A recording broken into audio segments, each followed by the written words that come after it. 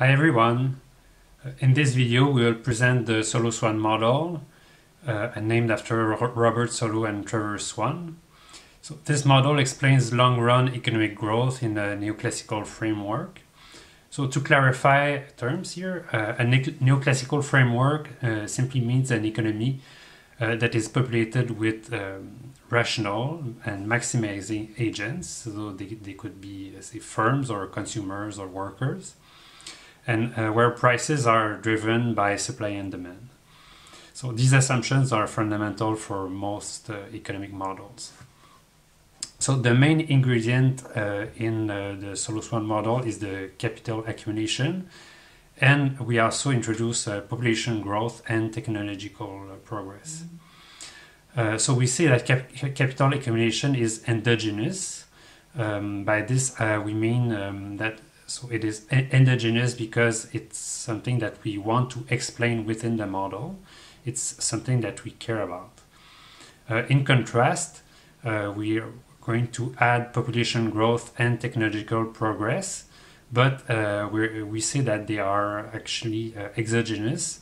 So it just means that they come from outside the model and we don't really care about what causes them. We just postulate that they each grow at a certain rate each period without having to say why. Finally, another exogenous variable that will be important is the savings rate. The savings is the fraction of the output that agents or the citizens or the consumers choose to save in the model, which allows them actually to invest and produce more capital. So the Solow-Swan model is the backbone of growth theory. It's the starting point of many others, more complete growth models. So for instance, the Ramsey-Kasman model makes savings decision endogenous. Also the Arrow, Usuwa, and Sidorowski model make technological progress endogenous. And also Paul Romer has made human capital investment decision endogenous. So he actually got the Nobel Prize in 2018 for this work, along with his work for environmental models. Finally, the Solow-Swan model is even a starting point for the study of short-term business cycle fluctuations, even though it's actually meant to describe long-term trends. So you can really see how fundamental it is. So to make it easier to understand, I have decided to start with a simple version of the model with only capital accumulation, and then to go on to introduce only population growth, and then only technological growth.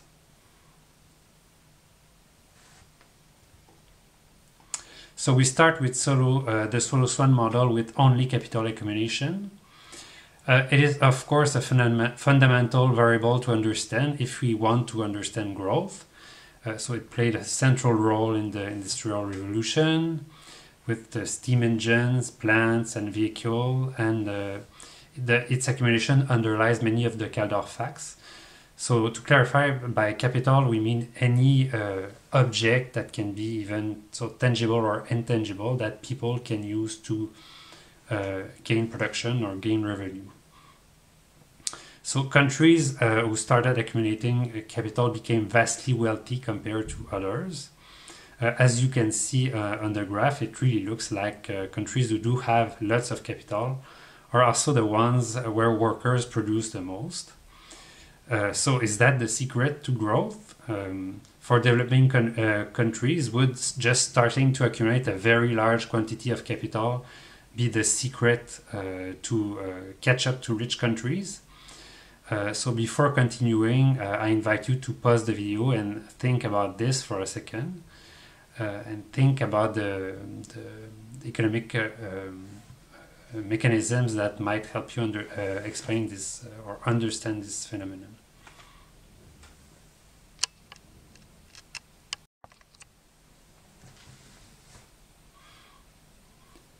So this plot is similar to the previous one, although we now look at changes over time. Did country which invested more over the period 1975-2009 actually gain more in terms of GDP per capita? if that were also the case, then it would really look like capital is the key to growth. So the relation does look slightly positive, but quite weak.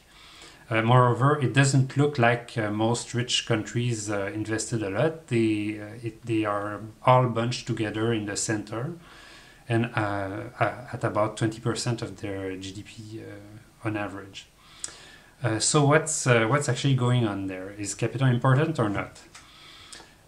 So it's a very multifaceted problem, and with problems like this, a good thing to do is to step back and try to frame the problem in simpler terms to gain some intuition.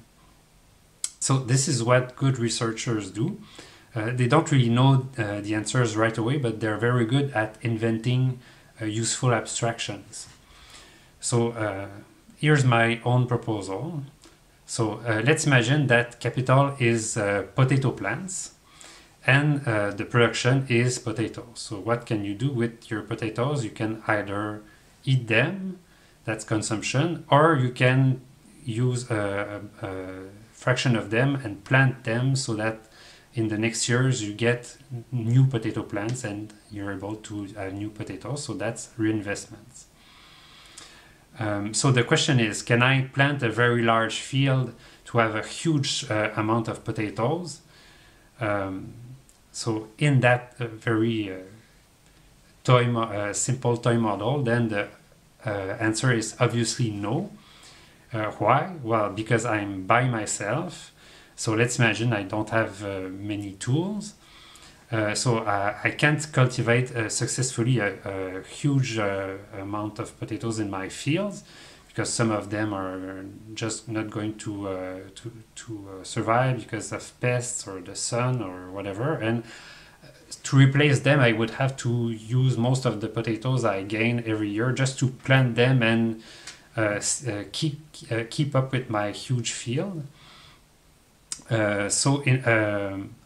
I just don't have enough time to care for them.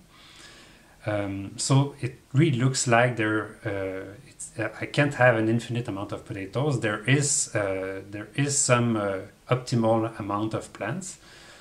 If I have too little, then yeah, I could maybe plant more and have more. But if I have too much, then I will just lose them and waste them. So what's the solution for me? How can I be richer? How can I eat more? If we exclude trade or other factors. Well, one thing that farmers used to do is to have many children so they could help them to work on the farm. This would allow us to cultivate more. But of course, this also means more mouths to feed. So if we don't care about total production, but we care about being rich, well, it's not necessarily a step in the right direction. And actually, each new child that is born would necessitate for us to plant that year more potato plants just to feed that new person. So in fact, population growth may even be less good for if we wanted to eat a lot. So there is actually one good permanent way to raise my standards of living on my farm. What is it? Think about it. Yes, it's better technology. So it's better tools. It's to have a tractor. So there it is. That's in a nutshell the secret behind the Solow model. So in that's basically spoiled the answer at the end. Of course, now what we're going to do is formalize the model in the following slides.